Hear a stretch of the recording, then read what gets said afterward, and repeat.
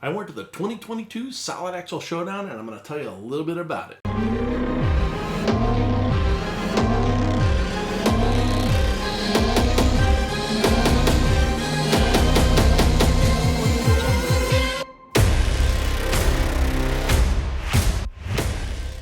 The Solid Axle Showdown is a race put on by the guys from Showtime RC Motorsports, and it is a race specifically for solid axle monster trucks and monster tanks, and it's a very unique event. The Solid Axle Showdown took place at the Keystone Truck and Tractor Museum in Virginia.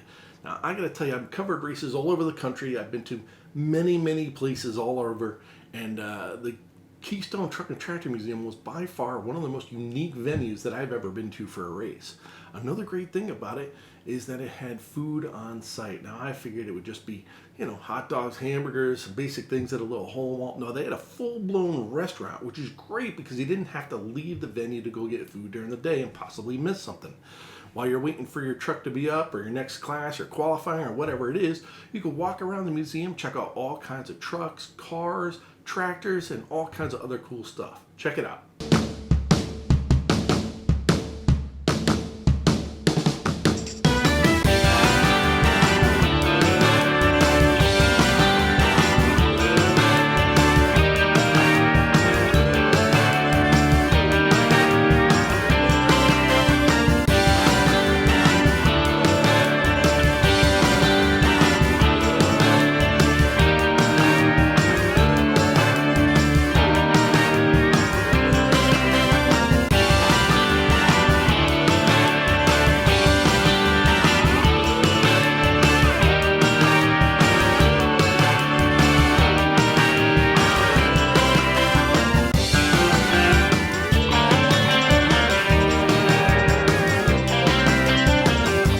My favorite part of the weekend is the Show and Shine event, where hundreds of trucks are put on the floor for everybody to check out.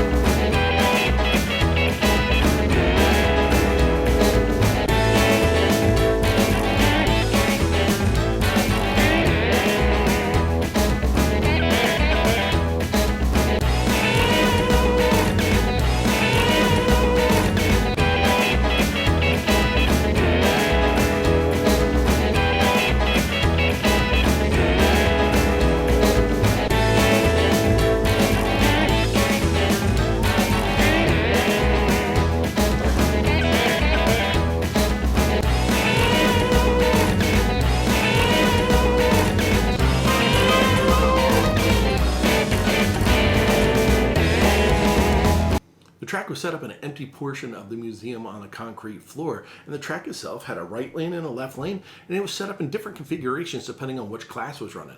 They had pro mods, they had retros, they had the 24 scale trucks, monster tanks, and a bunch more. Here's some of the action.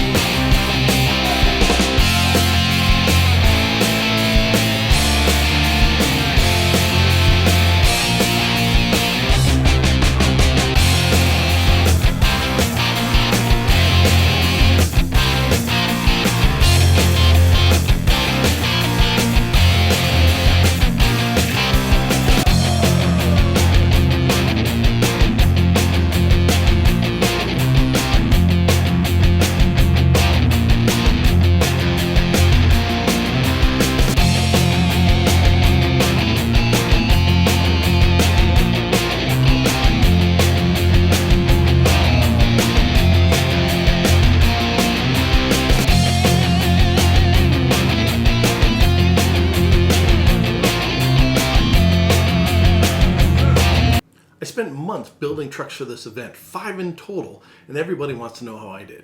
I built a last-minute truck for the LMT spec class, and some things can be changed and a lot of things can't, so I went ahead and put a truck together for that, gave it a quick run at the hobby shop just to make sure everything worked, and headed to the race. I ended up qualifying third, which is incredible because this truck is literally just a last-minute throw together, but unfortunately during the race I didn't do so well, so I qualified third out of 19 trucks. I also competed in the 2.2 inch class with my King of Crushers monster trucks. Now normally when you see these, they're set up as pro mods. They have the quad size tires on a 540 or 550 size motors, and I've raced them that way a couple times and done really well. But this time I wanted to take them and make them into 2.2 inch trucks for the 2.2 inch class at the race. And I actually really like this class a lot, so much so that I'm going to build a truck specifically for 2.2 inch racing. They're a lot more nimble, a little bit faster. They just kind of have a lot more fun in my opinion. So I'm going to build another truck specifically for this class. These trucks, there were about 73 trucks. I qualified 19th with this one, 31st with this one. During the actual race itself, this truck should have done well. This is kind of my star truck, and well, I screwed up in the very first run and I was out in the first round.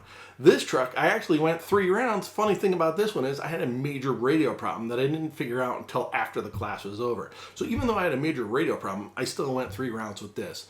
But overall, pretty good for their first time out as 2.2 inch monster trucks. The last class for me was the Pro Mod class, and it was the largest class of the weekend. And I qualified 16th and 28th out of 140 trucks. That to me is a win in itself. Now these trucks are my brand new, highly modified low-C LMTs. I started off with an LMT roller, made a bunch of new parts, reconfigured things, lowered things, has a carbon fiber chassis and lightweight everything and ceramic bearings and did all that stuff. And it was the first time hitting the track with these trucks ever. You know, again, I took it in the parking lot at the hobby shop, drove them around, made sure everything worked and everything was kind of dialed in. You know, it's a different story when you get to the track and you're running on these narrow lanes with some carpet and so on. The trucks were really solid. The only problem I had was I actually went a little bit later on the center diff just to try it out, and well, that was a bad idea because it caused them to pull a little bit to one side and I had to correct and so on. So that really messed me up. So when it came to racing, I was basically out in the first round with each truck. A little disappointing, but you know what? I learned from the event that the lighter fluid is not the way to go for me and how I race. So I'm going to go back to 500,000 in these trucks and try it again next year.